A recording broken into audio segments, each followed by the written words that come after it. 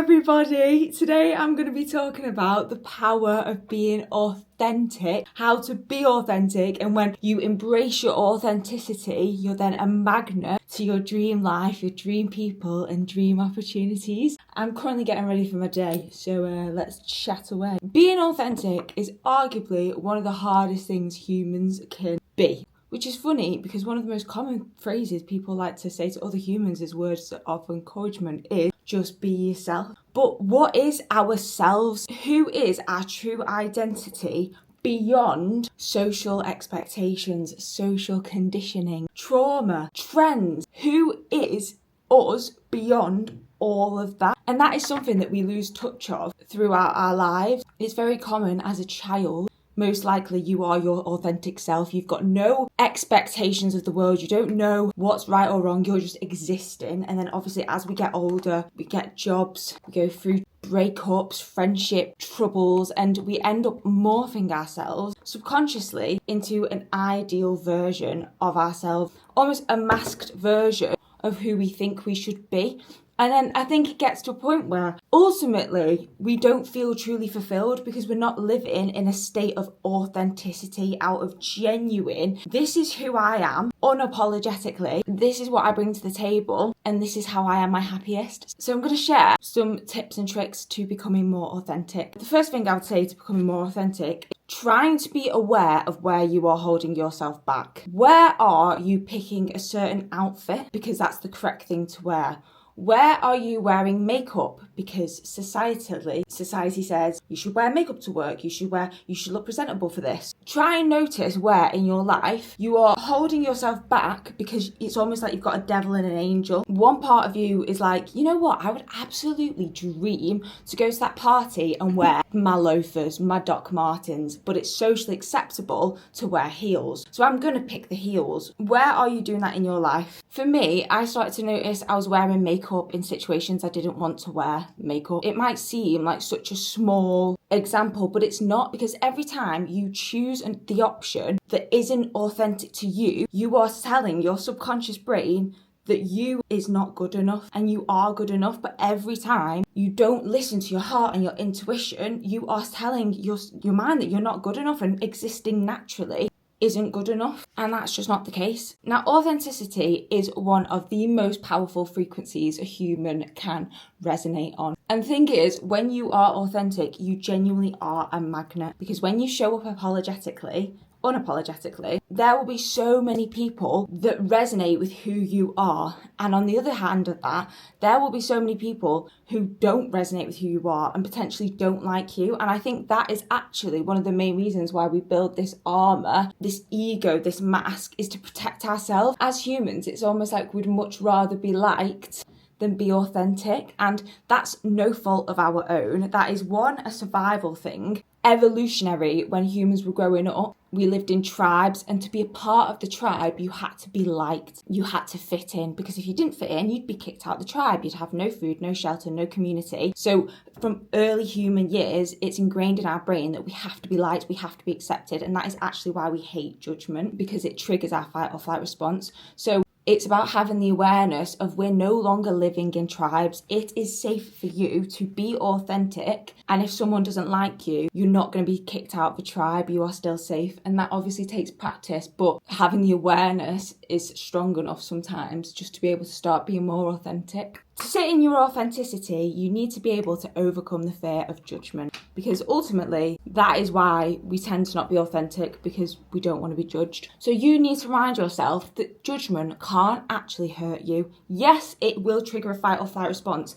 No one likes it when they catch wind of something Sandra said about you in the work office, or your friends have been maybe talking bad about you behind your back. No one likes that, and I'm not saying that their behaviour is okay, but you are always in control of how you feel. And what I would do if someone judges you and you are simply just existing and you're not hurting anyone, you're simply being yourself, is I would throw it back on them. So instead of internalising, oh my God, all my friends have talked bad about me, all I did was tell them I fancy this boy or wear certain outfits to the party and they're talking bad about me. Don't internalise that. Ask yourself, what does that say about them? What does it say about Sandra, who is criticising you for starting that new business, for posting on social media. If you're not hurting anybody, what does that say about them? Because we are so quick as humans to internalise things as what other people say is facts, and it's not. Everyone is always living from their own inner world. For example, if Sandra is really unhappy in her life, she's really negative to herself, maybe she doesn't have the best relationship, she dreams of being a TV producer, but she's never had the courage to go for it, and she's ended up working a job that she doesn't enjoy. Sandra is living from a place of anger, negativity, resentment, and then you come along and you go, you know what, I am going to follow my dreams, I am going to reach for the stars, and I'm going to apply to be a social media manager. If you then catch wind of Sandra talking bad about you, she's not criticising you because you're the problem. She's criticising you out of a place of jealousy, out of a place of resentment, because she deep down wishes she had the courage to be able to do what you've got the courage to do. And as humans, we can internalise that so quickly and think, oh my God, what I'm doing isn't right. Maybe me posting on social media is a bit silly. Maybe me starting the new hobby is silly, but it's not. Look at it from the perspective of why are they judging you and what does that say about you? And I think that is so eye-opening and freeing to be able to start stepping into your authenticity, because you'll have another person, maybe Louise in the workplace, who has always reached for the stars. She has 2 young kids and she says to them, you know what, life's too short, you go for it. And she sees you, pursuing your dream of a social media manager, and she turns around and goes, good for you. I'm really proud of you. I think you should be really proud of what you're doing. Now, that's 2 different people. Sandra, who's negative, or Louise, who has more of an abundant, positive mindset. Now, we are more trained to focus on what Sandra says because our brain, for survival purposes, seeks out rejection and negativity. But why is it what Sandra's saying is any more true than what Louise is saying? And the truth is, what both of them are saying isn't true at all. What matters is what you think. Do you want to pursue your dreams of being a social media manager? Do you want to wear that outfit? What do you think about it? And if you think it's cool and you like it, then that's all that matters. And that does take courage. But I'm telling you, it's such a liberating feeling to be able to pursue your own ambitions and your own wants and likes in life, because you are put on this earth to be you. You weren't put on this earth to be a carbon copy. And if people don't like that, that is simply none of your business. So something I want to touch on is being authentic in friendships, because I feel like we've all had an experience where we've got a group of friends and they're not very nice to us, or they judge us, or they make little snarky comments. I know I had it in high school, but I can imagine, a lot of people don't grow out of that mentality, and it can take place in the workplace, wherever. And it stops us from, again, stepping into our authentic truth, because we're scared about what our friends, our community will think of us. And again, that survival part of our brain kicks in. We don't want to be judged by our friends, because then who've we got? We're going to be alone. But in the long term of your life, are these friends that are dragging you down and being negative, are they helping you to where you want to go? Because again, what does that say about your friends if they're dragging you down? And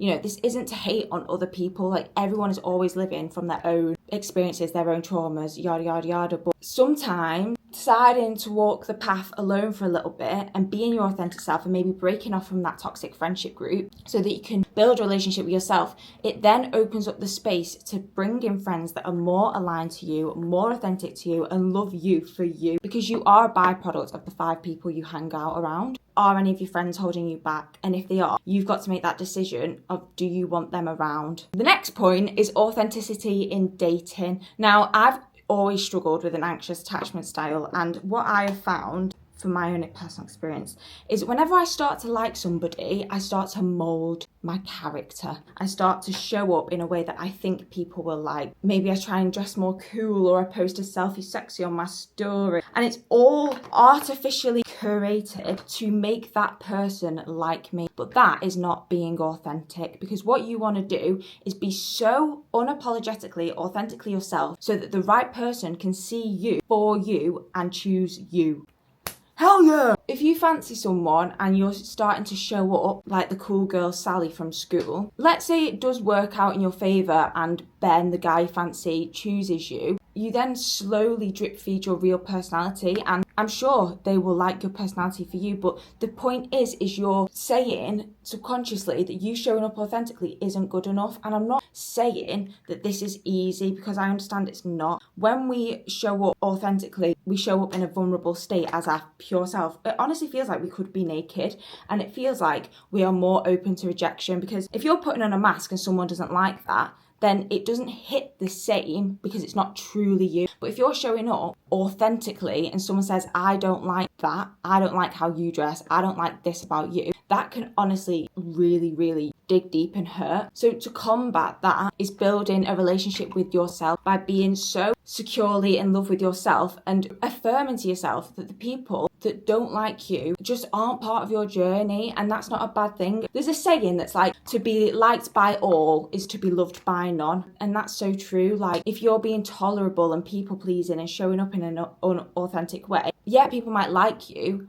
but where's the people that are truly going to resonate with your personality, the people that are going to see you for you and feel inspired by who you are, to meet that friend that is identical to you, and you just think, oh my god, we get on like house on fire because we are being so authentically ourselves that you're magnets, you draw together. But when you're not being your magnetic authentic self, you're attracting like a mismatch of people. Like, there's no quicker way to find out who's meant for you and who's not by than just being your authentic self. Now, being your authentic self truly is a gift. It is a gift. You were put on this earth to be you, and it's safe for you to show up in the world as you. It takes practice, it takes baby steps of noticing where you're not showing up as yourself, but when you do start being aware of it, you can then start living life so in alignment with you, because everything you're attracting, or the people you're attracting, the opportunities, are aligned with you authentically. If you don't know who your authentic self is, something good to ask yourself is, what are you like when nobody's watching? Or what are you like around your favourite person? You know, that one person that we all have that we just feel like we can be so unapologetically ourselves. You leave their interaction and you feel uplifted and inspired. That version of you is probably your most authentic self,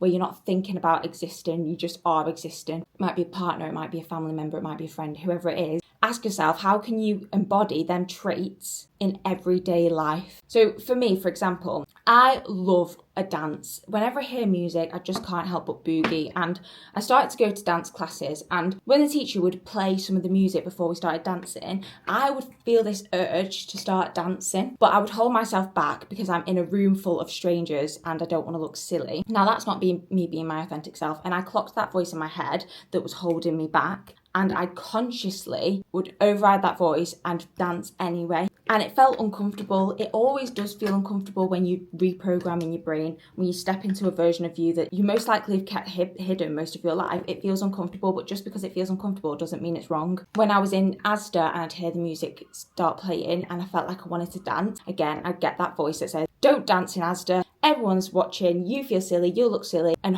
hold myself back. So I'd clock that voice and I would dance anyway. And again, it would feel uncomfortable. But every single time you start to override that little voice, because that voice isn't your voice, it's society's voice, it's your teacher's voice. You said act a certain way, be a certain way. Maybe parents have said something that when you were younger that's always stuck with you. It's not even your voice, and this is what I mean by society can strip us of our authenticity because we're all conditioned to live a certain way, to behave a certain way. And I just think as long as you are being a nice person and you're not harming anyone, then absolutely what harm does it have if you are just yourself? And it's a thing that you can start practicing at any moment. And I want to give you some courage, because it does take courage. But honestly, I believe in you. I used to be so incredibly shy and just wanted to fit in. Had such bad negative self-talk where I didn't feel like I was good enough. I used to put everyone else on a pedestal. And the version I am now, younger me would honestly scream at, because I do show up authentically. And, you know, I'll hold my hands up. I'm not saying I'm an authentic goddess. There is times where I hold myself back or subconsciously maybe do show up in a way that's not truly authentic. But as a whole, because I'm aware of how powerful it is to be your authentic self, it really is life-changing, and you can do it too. But anyway, my point before about dancing Asda and dancing in the gym class is I started to clock this a few years ago, and now it gets to a point where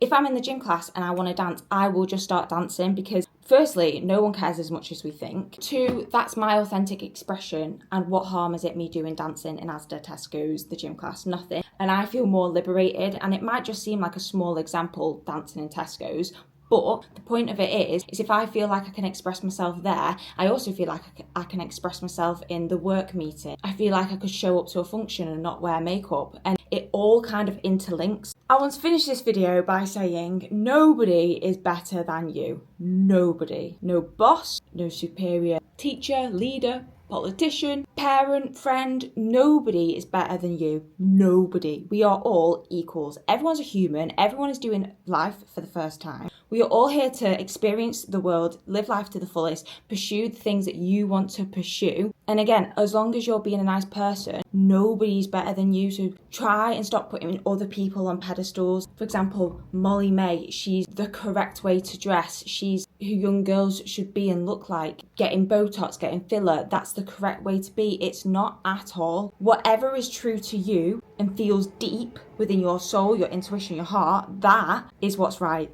And you will attract people that are meant for you, and you will unattract people that aren't meant for you. But the people that you unattract from being your authentic self aren't the people for you, and that is not a loss, it's a gain. And it doesn't mean it's not hard or hurts, because it can do. But if you can remain grounded and come from it of the perspective of you deserve to live a life where you are just unapologetically, authentically yourself, because there's people that are dying to see your personality. There's people waiting to connect with who you truly are, to be your best friend, to be your wife, to be your husband. And the only way these people can find you is by you being yourself. Being your authentic self is a journey. It's not a quick fix overnight, but it sure is a conscious choice that you can start making and being aware of every single day. Ask yourself, how can you be more yourself? Where am I holding myself back? Who am I holding myself back around? Who doesn't make me feel good? Which people do make me feel good? How can I try and be the same version of me every single place I go? How can you stand up for what you believe in? How can you express yourself in the way that you want to express yourself? All these little questions are just little thought provokers of life is for living. You were put on this planet to be you. There's no right or wrong way to live life. There's no rule book that says this is how you should act. As long as you're being kind, nice person, then you